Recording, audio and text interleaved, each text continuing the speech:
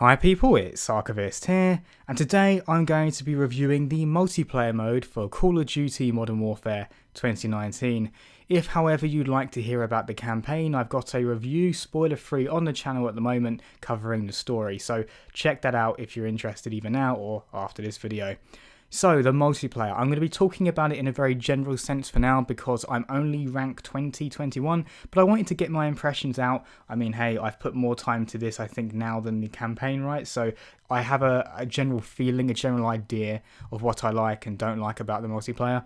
And I want to go on to what is a small but meaningful strength to me, and that would be the kill streaks in the game. They're just really great, right? You know, I think a lot of us consider Modern Warfare 2 to be the glory days of kill streaks. Maybe just a bit too glorious, and some of them were a bit too effective.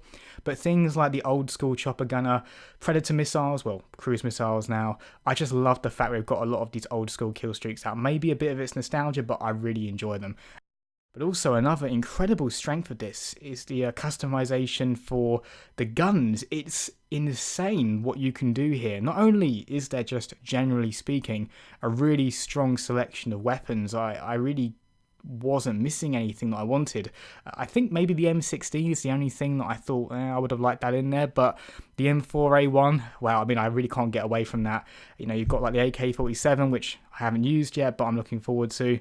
You've got some good old P90 SMG, right? There's some really good old favourites, and I think for those of us who are really nostalgic about the original Modern Warfare series, we're going to really enjoy this selection. It's plentiful, it's generous, and then when you go into the customization of these guns, where on some of them you can get like 21 just different options for the optics, that's crazy. And it's not just a case of as you make the gun level up, your gun will get better and better and better. It's a little bit more nuanced like that. So if I start attaching lots of different things to my weapon, maybe a grip, a stock, underbarrel attachments, this can get heavier. And while that might make the gun quite powerful, it will however mean that I'm aiming down the sights quite slowly. And look, if I'm in a close range engagement and I need to be aiming down as fast as possible, doesn't matter how strong my gun is, I'm going to die first, right? So it's a little bit of a balancing act. You really do have to use your best judgment on what stats you want to bump up, but make sure you're not negatively affecting anything too far. Like, even though sometimes it can be like, I don't really care if this particular attachment's going to slow me down a bit, but what if you put on 4 attachments that slow you down? Then you're going to be particularly slow. So you have to be careful, I think, not to go too far in any one negative direction unless you really want to make the gun useful for one specific purpose. Like maybe you want an assault rifle that's just incredibly strong at long range with very low recoil, high velocity bullets, etc. Also, just the way the weapons are designed, I couldn't ask for much more. Absolutely chef kiss designs for these. I'm so glad they're authentic, realistic looking, superb detail, just full marks in terms of the way the weapons are actually designed. And of course, when we go into the game itself, the way they shoot and fire and feel and sound, better than anything the series has ever had to offer, and it's really rivaling the authenticity and the punch of the Battlefield series. I mean, on par in some respects, maybe even surpassing it, to be honest. And with that aside, those are the absolute positives. I also enjoy the general gameplay. The things I said about the campaign really do carry over here as well. It's a little bit more slow-paced, especially as someone who was quite recently playing Infinite Warfare, where you're running along walls and you're using jetpacks. It's a little bit jarring to be slowed down and move carefully around the map and really check every corner, be highly observant, because the time to kill is so low that if you haven't got your head screwed on correctly, you're going to be dying very fast. And it's just a game that demands, I think it's fair to say, exceptional situational awareness and deep map knowledge. And that's something to keep in mind, right? When you first play this game, you might find yourself struggling because the maps are, in a word, labyrinthine. They are intricate. There are lots of places to hide, to camp, you might say. But the thing is, the more you play the map, the more you begin to learn where other players will have their line of sight, and you learn to avoid those particular locations. So rather than running down that massive open road where a building can very clearly see you and a player will shoot you dead, you'll know maybe I should take the back streets or the sideway just to avoid being such an open target. But the first time you play these maps, you will find yourself probably getting shot from all angles. It's just about learning to move through the map in such a way that there are as few angles as possible. I have to be honest though, sometimes it can feel like certain maps are incredibly hard to manage. Like, you can feel as if you've got every angle that it's humanly possible to cover done, but you can still end up getting like shot in the back or something. But I am finding that the more I play the maps, the more I'm enjoying them and appreciating the nuance. Like, especially some more recent Call of Duty titles have been quite typical in their layouts, and it means that you learn them very quickly, but it's just a bit like fast food. Like, after a while, there's just a kind of very predictable flow. But with these maps, they're a bit more complex, and it means that there's a little bit more dynamism, right? And I do appreciate that. And I don't think I've found too many cheap situations. Like, I'm not getting noob tubed all the time. I'm actually getting blown up by grenades relatively few times. Actually, grenade spam in this game doesn't seem to be too bad. I will say, and this isn't a complaint, this is something that I think is a good thing, is that it's very worthwhile making use of tactical grenades, things like flashbangs and stuns, because if you think that someone's in a room and you throw a flashbang in, it's incredibly difficult for them to react, perhaps more so than past COD titles. So I would highly recommend getting used to using the tactical grenades where you can, because they are invaluable in this game, I've grown to find. Sometimes it's a good way of doing it is to throw in like a stun grenade and then throw a cook grenade in so they've got no way out. That's something I quite like to do. I also think that the range of game modes is incredibly generous and scaled. So you've got something like the 2v2 gunfight mode that we saw in the alpha, where it's just two teams of 2 players each, and you're given a random set of weapons and you have to take each other out. No respawns per round. It's really fun, really intense, and a little bit sweaty if I'm honest, but if you've got a partner to play with, it's an incredible mode.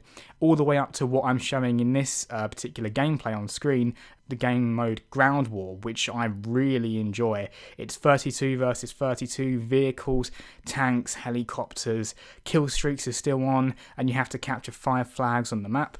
And essentially it's a bit like conquest mode in Battlefield. The more flags you hold, the faster your points go up, and if you hold on to 5 flags simultaneously, which is, as you'd imagine, quite hard to do for, I can't remember the top of my head, but maybe like 30 seconds or a minute, a certain amount of time, you'll get a DEFCON nuke that just ends the game immediately and your team wins, which is quite fun. And I think that's probably a good idea because, quite frankly, if one team is able to hold 5 flags, it's probably not a fair fight, and maybe the best thing is that it just ends now, right? Because clearly it's a little bit out of balance. So I think the DEFCON nuke is quite smart. Really, there might be arguments about how long should it be before it initiates, for sure, but the fact it's there, in my opinion at least, is a very good idea. Also, as someone who never sees nukes ever, not just in the sense that I don't get them, but I never ever see other players getting them, it's nice just to see the nuke animation. And it's a really epic animation, like you see a giant mushroom cloud in the distance and then you just get the shockwave that hits you. It's a really cool effect from the nuke. And graphically, oh my god, yeah, PS4 Pro, it holds up. Like, obviously not quite as good as campaign because they don't have that focus, but the medium to small maps look really, really nice. The bigger maps, you start to see, I suppose, some blurrier textures where they have to manage the resources, but this was absolutely worth it. I'm commenting on the PS4 Pro version, that's the one I'm on, and the fact that they optimized something as big as Ground War to be what feels like a near perfect 60 FPS to my eyes only. I'm sure the likes of Digital Foundry will do a deep dive on it, but to my eyes it's incredibly good. The fact they've done that for Ground War, keeping the game looking still very good, not as good as campaign, but very good, is nothing short of wizardry in my opinion. And as someone who, if you've watched some of my past videos, I think you probably picked up about me, really appreciates and admires good optimization on consoles, this is like incredible. Like, I wish I could shake the hands of the people that did this. It's just remarkable what they've got out of the PS4 Pro. It's probably, if you've got a PS4 Pro and you want to see what can my console do at its best, this is it. Modern Warfare is your console at its best. It's incredible. Visually great, performance is great.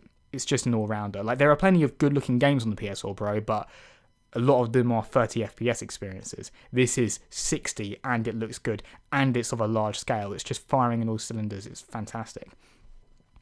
Also, just a few things to point out in terms of what's new to the series, and they're both things that I'm thinking of are welcome additions. There's mounting, where you can take pretty much any gun and you can rest it on a surface, either vertically or horizontally, and then you can use this to get much reduced recoil, which is invaluable when you're firing from a distance. It also makes you a little bit harder to shoot, so you're more so in cover.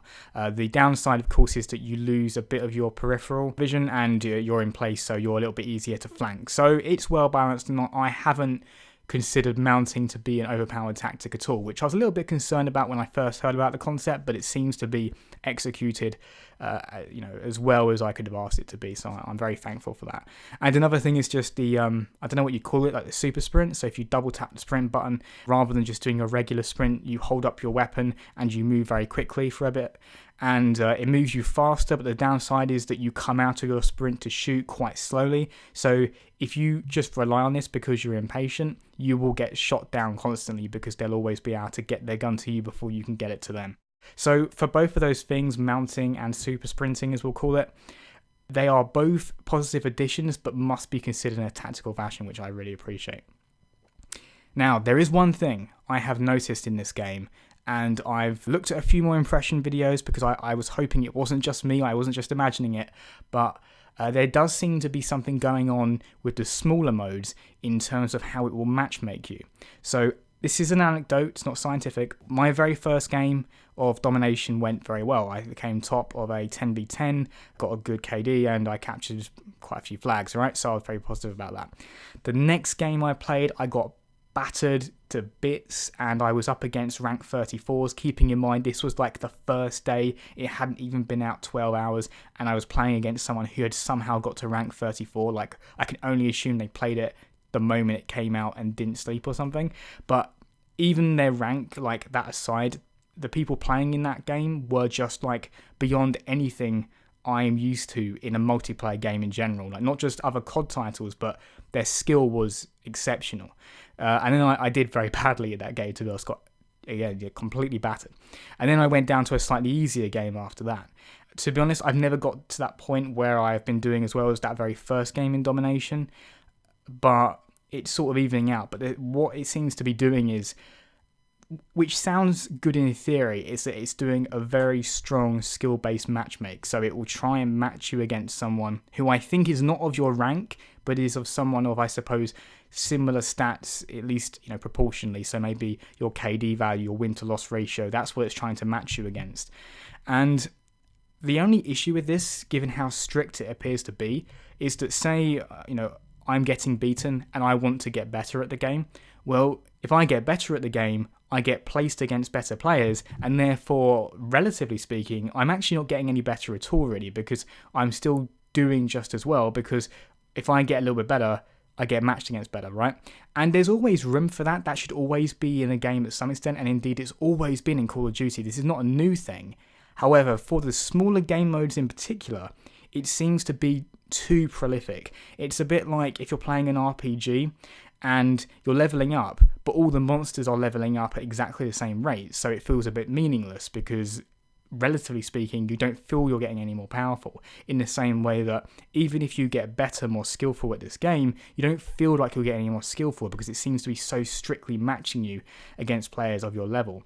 And look, in a ranked game mode, this is fantastic, right? And there are loads of people who will appreciate this kind of thing.